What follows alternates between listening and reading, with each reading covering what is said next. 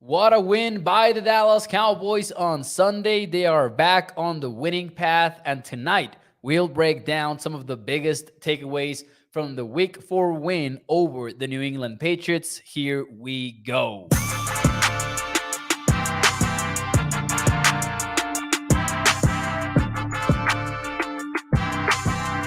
What is up, everyone, and welcome into A to Z Sports Dallas Prime Time. I am your host, Mauricio Rodriguez, streaming with you live every Sunday through Thursday night at 8 p.m. Central. And as always, remember to hit the like button. Hit the thumbs up. Every single one of them puts this show in front of more and more Cowboys fans, and it goes a long way in helping me out. What's up, everyone? Hope that you guys enjoyed Sunday night's win. Not Sunday night football wise, but Sunday afternoon's win over the New England Patriots. It was a fun one, 38-3. And there's a lot to break down. Good stuff, some bad stuff. We can call it that, yeah. But take it for what it is. The Cowboys blew out the New England Patriots when they badly needed a bounce back game, and they delivered. They got the get right win. They did so without any shred of a doubt because they beat the Patriots by 35. That's the worst Bill Belichick loss ever. And the three wins that the Cowboys have had so far have all been dominant. Does that erase what happened versus the Cardinals in week 3? Maybe not erased, but it sure as heck matters that the Cowboys left that behind them in the rearview mirror and did so in all three phases of the game. Because today, what you saw was good offense, good defense, and pretty good special teams as well. And we'll talk about that too tonight on the show. So, welcome everyone. Let's talk about it. Thank you for being here. Let me say hi really quickly in the chat. We've got Danny Savage. We've got Toxic Tom, Toxic Joy Vela. We've got Danny Savage, Bruce, Katharina. Happy birthday to Katharina. She's saying that she got her birthday win, and that is a Cowboys win. What's up, Mando? Thank you for joining the show as well. Thank you. Thank you, everyone, for being here. So let's start, man. Let's start with the thumbnail from YouTube because I played around with it and I put Super Bowl trait shown because I do believe those dominant wins are a Super Bowl trait. Like something that contenders will consistently do is win games by putting them away. That is one of the biggest things that you can show that it doesn't really matter if the opponent is weak because, people will say, well, the Patriots have a terrible offensive line. That's what the Patriots look. That's why the Cowboys looked the way that they did. But don't make the mistake of ignoring that the Cowboys won the game by 35 and they beat the Giants and the Jets in similar fashions. So you know that all these matters very much. Now, let's get to the details of tonight's game. Honestly, what I liked the most had to be defensively, the fact that the Cowboys held the Patriots to under 3 yards per carry. That's got to be one of your biggest takeaways to the game. So we're going to start a little bit with the defense here. Ramondre Stevenson, lead back for the Patriots, 2.1 yards per rush. His longest run in the game was 6 yards. Ezekiel Elliott had 16 yards in 6 attempts, 2.7 in average per carry. The Cowboys were not having it today. And that was kind of one of the things that you wanted to have answered after whatever happened in Arizona. There are some differences to the Patriots and the Cardinals rushing games, of course. The Patriots are not going to use a whole lot of motion like the Cardinals did. Mac Jones is not a mobile quarterback, so that isn't going to be a factor in the game. But the Cowboys had the Patriots offense rattled. They couldn't get the run game going. In the first drive for the Patriots, they did have a couple of explosive plays, which put them in scoring position. They ended up holding the Patriots to 3 in that drive.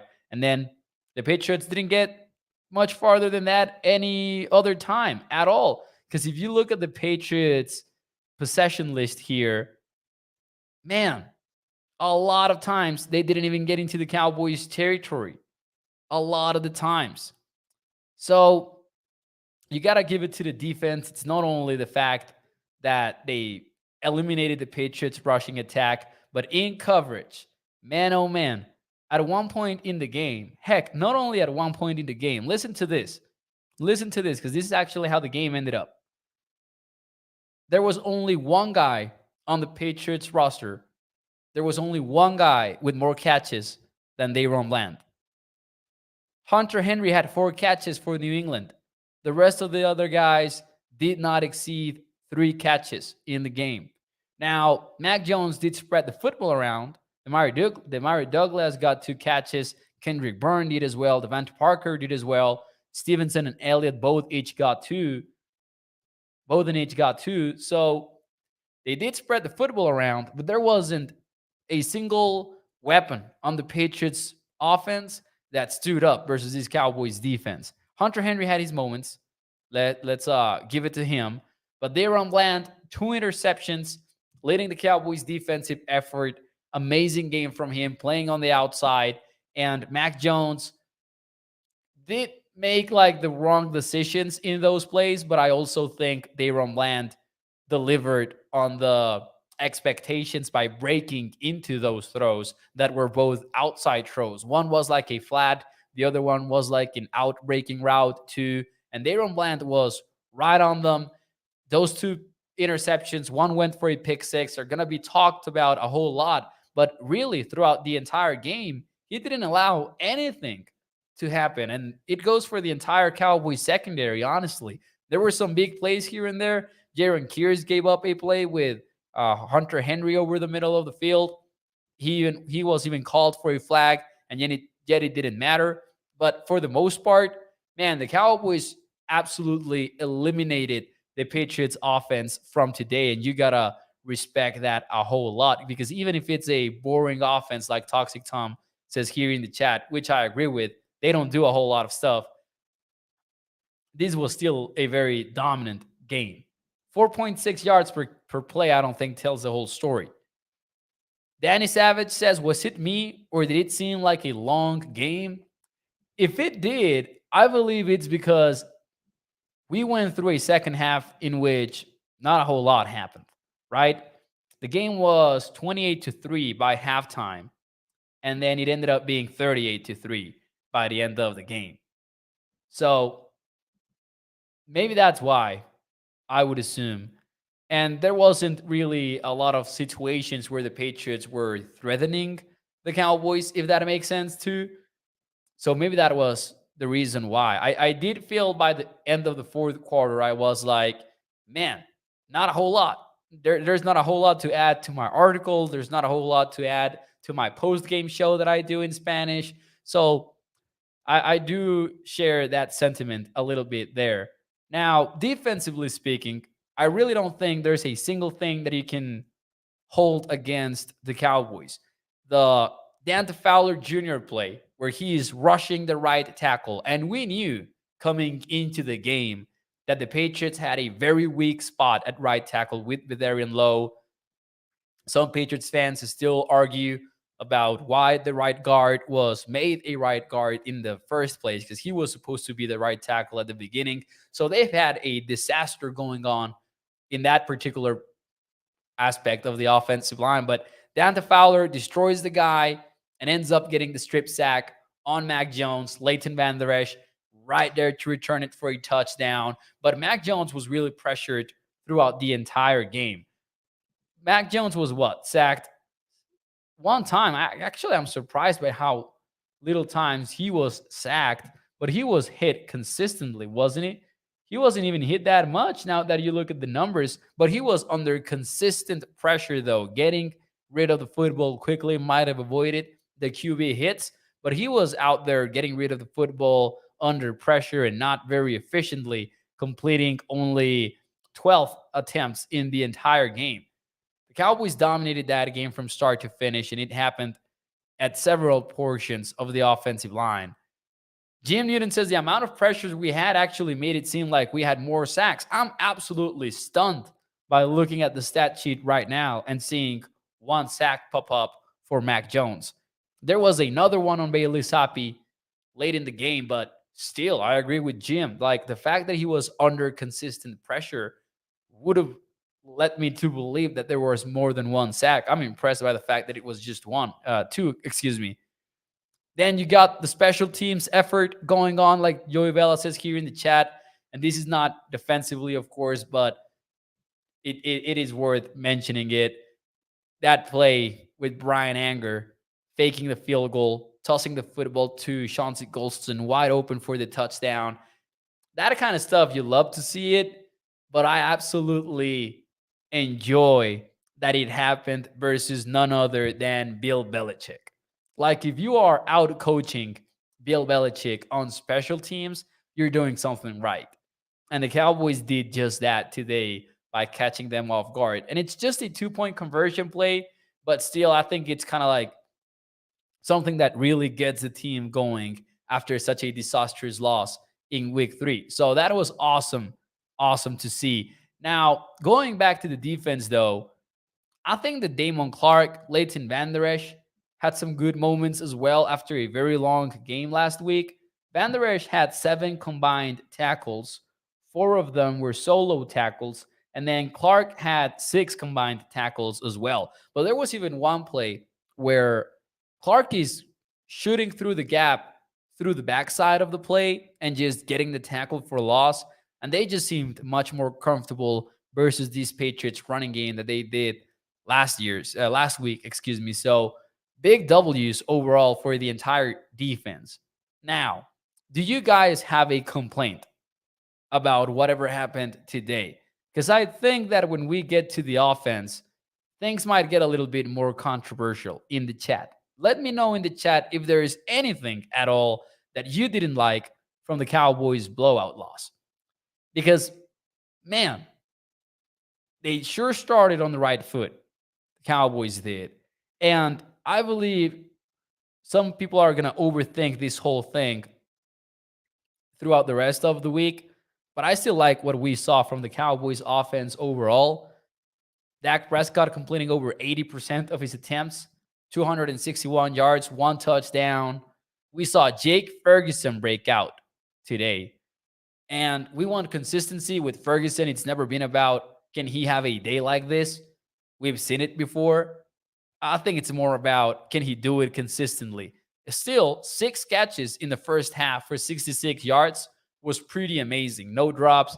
The big time catch over the seam with the crashing safety just laying the boom on him and him holding on to the football the way that he did. That is exactly what you want to see from Ferguson moving forward. The problem is going to be the consistency of it. Hopefully, it doesn't become an issue. But Ferguson, I believe what the Cowboys have been missing in a big way has been that tight end weapon.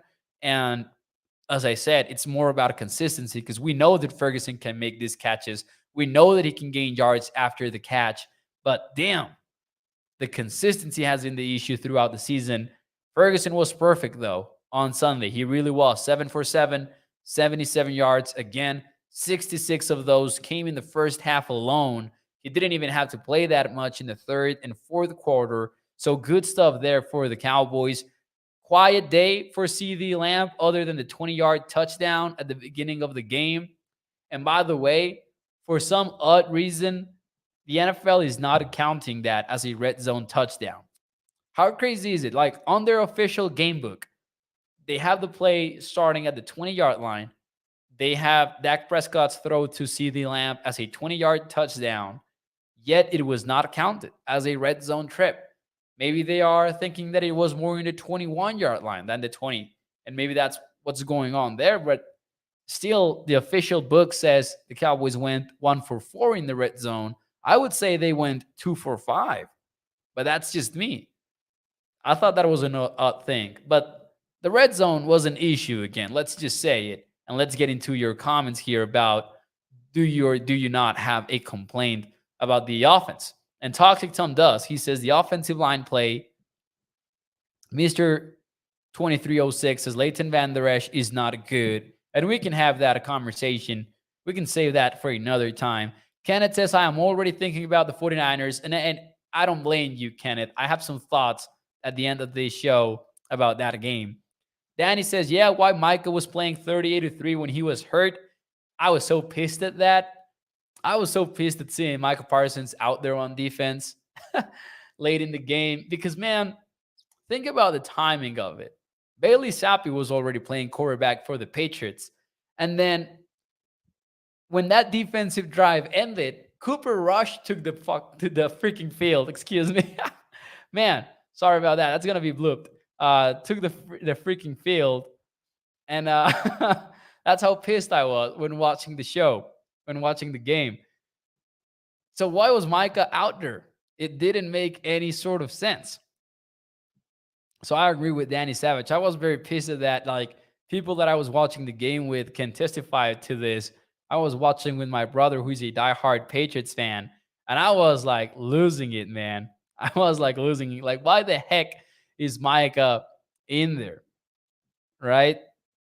So I do feel that from Danny Savage there. Sorry about the near F bomb. We avoided it. We avoided it like pros that we are. Katharina says, we could have gotten more points in the red zone. It wasn't bad otherwise. The Cowboys did great today. And they sure had. They sure could have.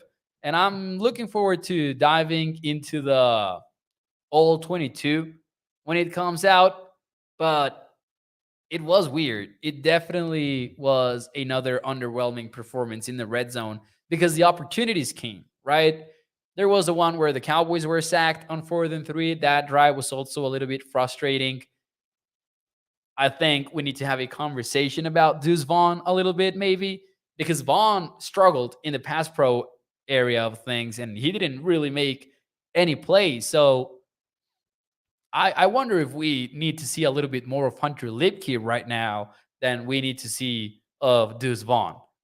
Of course, you want to give him a chance. We all love Deuce, but that pass pro rep where he failed miserably, that makes you think a little bit. That makes you think that it might cost him some offensive snaps. And not only that, I don't think he's getting a whole lot of playing time as a special teamer either.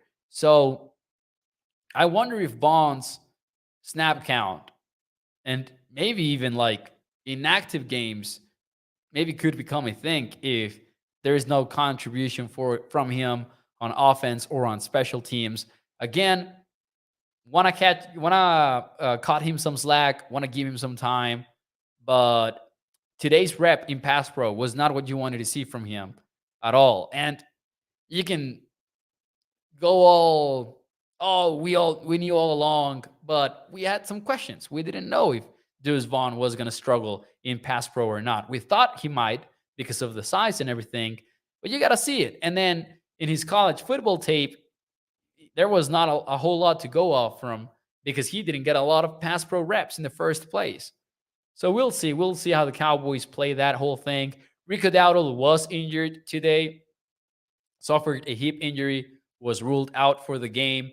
He has had a hip injury in the past, so it makes it a little bit more of a concern. But according to Patrick Walker from DallasCowboys.com, Rico's X-ray came back negative, and he will have an MRI tomorrow to determine if there's an injury to be concerned about or not there.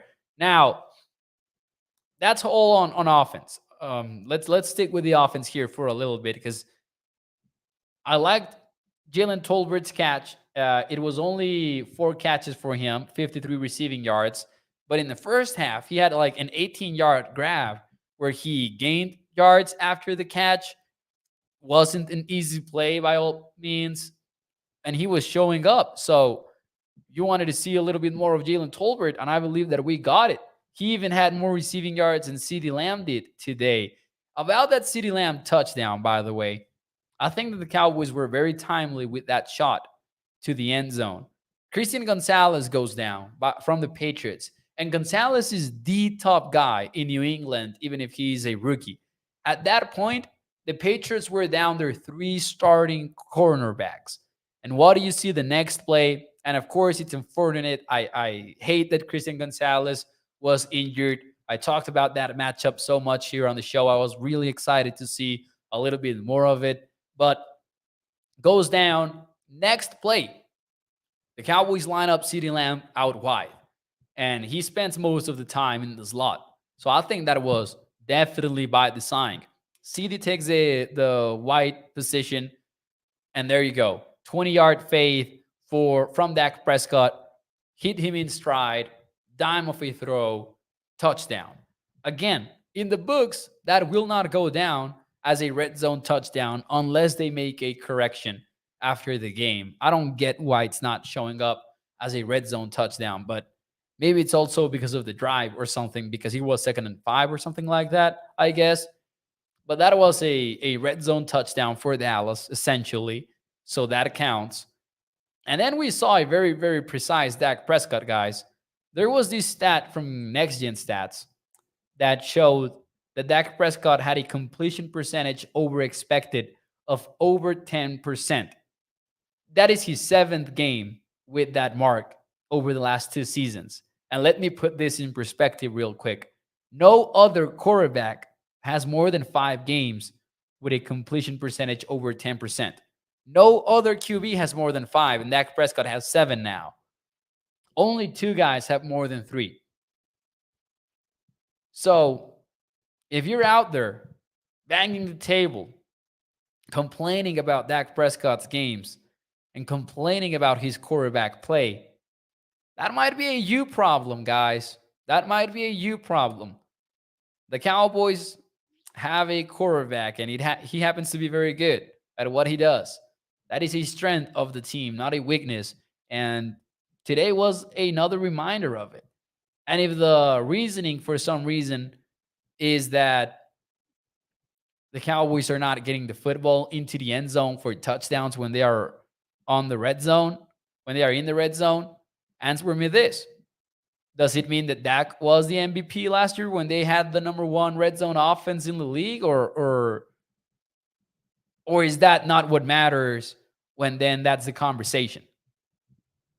Because man, Dak Prescott is one of the strengths of the football team, and it's pretty not frustrating. Like I have come to learn that we will never agree. Like people who don't like Dak Prescott will never like him. Doesn't matter if the Cowboys go undefeated, run the table, and win the Super Bowl. They're not going to like him. They're going to find something to say about him. But I'm just saying, as a friend, it's getting ridiculous now. It's reaching a level that is quite ridiculous. So as a friend, I'm telling you, stop. Be better. The guy had a great game versus the Patriots, by the way. As I said, over 80% completion. And not only that, but you see the over expected numbers, and they're still amazing. More than any other QB in the league, more games since 2022 with over a 10% plus completion percentage over expectations. That's huge. And by the way, he did have some very nice throws today. That throw to Luke Schoonmaker that was dropped in the end zone, that was a freaking dime. It wasn't an easy catch to make, I'll say that. It was a drop, though. It was a drop. Not going to say that Luke Schoonmaker was facing the easiest play of his career, but that's a play that you got to make. You got to make. And I think that was one of his best throws the entire game, because it was also over the seam, right into the hands of the tight end. There was a throw also over the seam to Jake Ferguson that he did bring down, right? He did go up in the air, brought it down, took the hit of the safety. A lot of quick throws again, and that's something that I wanted to say today. I think that the Cowboys last week really ignored the intermediate passing game, and that wasn't the case now. That wasn't the case on Sunday.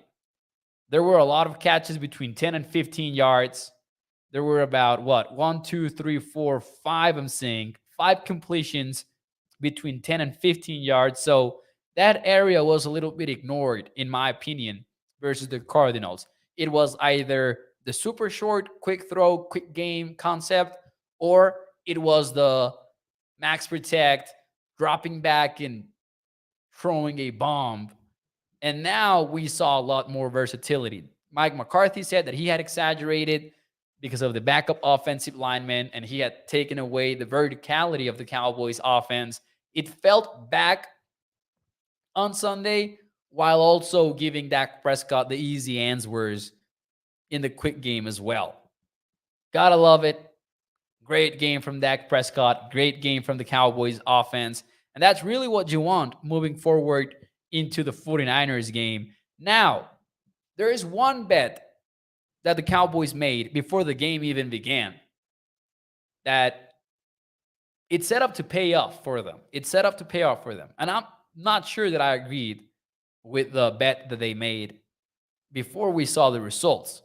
At the moment, I wasn't a fan of it. But I'm talking about what happened with Tyler Smith. Not a surprise, but Tyron Smith did not play on Sunday. Tyron Smith did not play on Sunday, which really set up the Cowboys for decision time regarding where do you play number 73. As expected, they kept him at guard. But some of us didn't really like that idea, right? Because we've talked about, man, you can keep him outside and have Chuma play inside, and then that's your best offensive line combination. The Cowboys, though, opted for the other option, which was keep Tyler Smith at guard. And then when we get to the 49ers game, because it does seem like they are expecting him back for the Niners game, when we get there, then we're making one change to the offensive line, which is swapping Chuma Edoga for Tyron instead of moving Tyler from the outside to inside. That's one move. And then putting Tyron on the outside. That's two moves. That's two different players changing a spot, right? So the Cowboys bet for continuity over the best combination for the offensive line in week 4, and they didn't need Tyron in week 4. Chuma didn't have a very pretty game, but they still won by 35. So I think that the Cowboys are going to collect in that bet. It's going to be a win for them. Again, not necessarily one that we agreed to going into the game, but they played the long game and it might work out for them. So good for the Cowboys in that sense. Talk success, and that this is why I wanted Smith gone off of this team and a legit replacement. He is going to get hurt. Fair. I'll say fair, but here goes the counterpoint. Could you really have built a better offensive line than what the Cowboys are planning on getting on the field? And yes, I understand Toxic's point here because we have not seen that combination on the offensive line yet. We have not seen this Cowboys O-line healthy for one single game. But you are likely not getting anything better if you don't go down this route in an ideal world. And I understand that's where the complaint comes from, which I'm saying, like, I kind of agree with it, but I'm not sure that you would have gotten the better option. So I see where the Cowboys mindset is coming from because, man, in my opinion, Tyron Smith is still the guy when he is healthy. The problem is him being healthy. I do understand that. Let's see here in the chat, though. I'm fighting through the cold, by the way. If you can see, if you can notice that, I'm fighting through the flu because, of course, we needed to have prime time on game day. Let's see here. I want to read one that I missed that I cannot find anymore. This is it from Marcus. He says Patrick Mahomes spent the last year or two dinking and dinking his way to wins, but again, Dak has to move mountains around here. Now, I do get what Marcus is saying here. Respect to Patrick Mahomes. That guy's QB1 in the NFL now. Yeah, even with the rough moments that he might have here and there, he's still the best QB in the NFL today. But Dak does seem to get a very unfair treatment in the NFL landscape for sure. By the way, this is just a tweet that I saw from Todd Arker. The Cowboys have won 10 straight home games. That's their longest home streak since winning 11 in a row at Texas Stadium between 1991 and 1992. That's a crazy stat, yet unsurprising.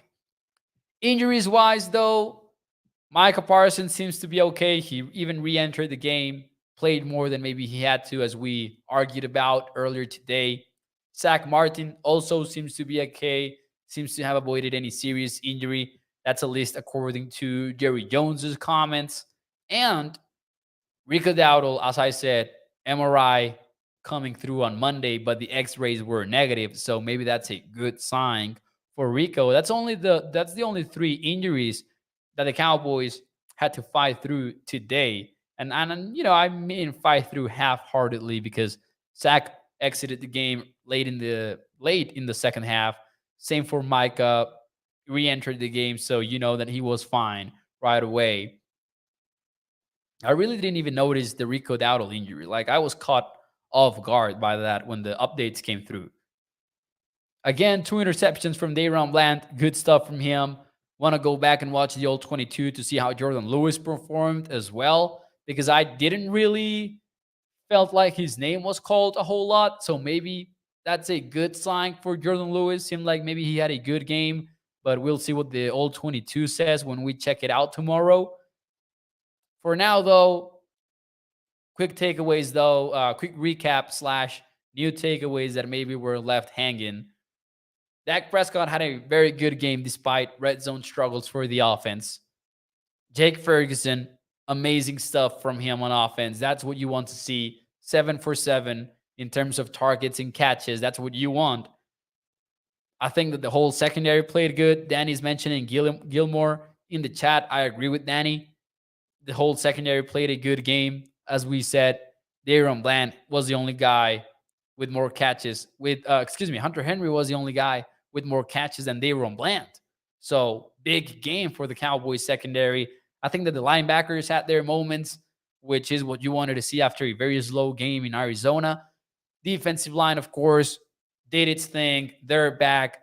Neville Gallimore had some moments in this game. Jonathan Hankins had some stops as well. And in that QB sneak from Mac Jones, Massey Smith was doing his thing in the middle of the defensive line. He was winning that push a little bit there. So shout out to the first round rookie. And then Leighton Van Der Esch was there to push Mac Jones down, which is what you want to do versus the QB sneak. So that's another positive that we hadn't mentioned today so far. Special teams, Brandon Aubrey, guys. Brandon Aubrey. Did not expect that beginning to his career.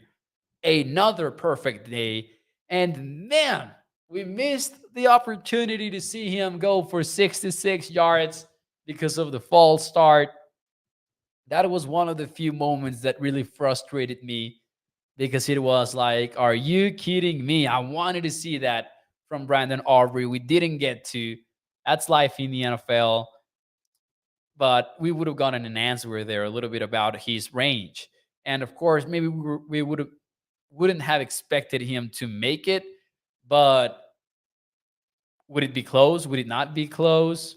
That would have been fun to see. We know that the reason why the Cowboys really liked Aubrey at first was the power. So, man, I really wanted to see that play though. Obviously, 71 yards, impossible task.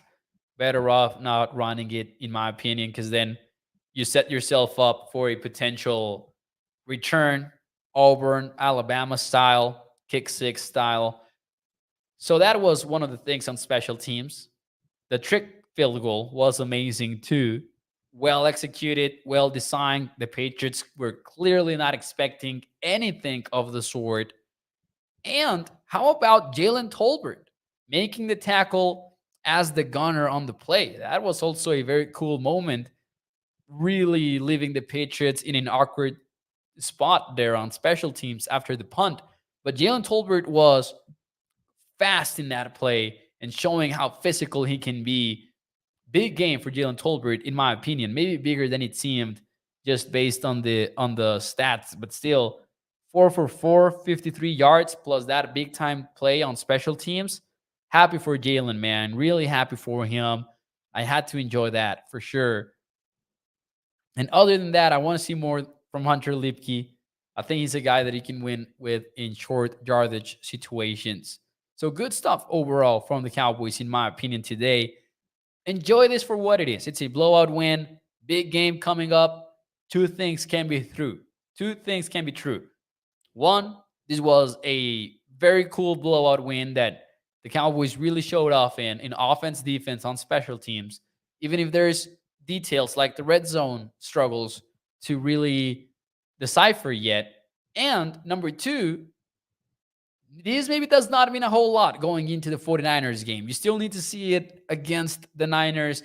You still need to see that mentality that we sometimes miss from the Cowboys, right? All that talk, like the Niners are going to be ready, and we know that. We do not know for sure if the Cowboys are gonna, because in the past, they have let us down a little bit in those spots. So it's going to be about that, in my opinion. Just the Cowboys showing that all the hype really is legit. By the way, 3.5 point underdogs entering that week 5 game. 3.5 point underdogs. That's not a whole lot. That's not a whole lot because it's a road game. 3 points is kind of like the standard bet between two teams that are created equal. So 3.5, close game expected by Vegas and the odds makers. I'm not going to say the F word again. Didn't even say it once. I saved it. I saved myself from what would have been potential chaos. Anyways, ladies and gentlemen, thank you so much for tuning into the show. Let's watch some Sunday Night Football, and let's watch some cuts to Taylor Swift in between as well. It's fun. I'm going to say it's fun. Like, you got to enjoy it. Some people are complaining about it. Honestly, I'm enjoying the heck out of that saga. It's just fun for football, and it's fun for the fans, and it's bringing fans into the sport. So I gotta enjoy it. I'm not gonna lie. I mean, what am I supposed to watch? Zach Wilson play football? Nah. Give us the Taylor Swift cut-ins in the show. Here we go, ladies and gentlemen. Thank you so much. Do me a favor and hit the like button. Hit the thumbs up for me, because that puts the show in front of more and more Cowboys fans, and that is the single biggest thing that you can do to support the show and support me. Thank you, ladies and gentlemen, and I'll see you tomorrow, 8 p.m. Central. Thank you to Kevin, Inez, Ronnie, Bob, Marcus, Gregory, all of you guys. Thank you for tuning into the show. Joey Bella. I'll see you el día de mañana. Muchísimas gracias. Bye-bye.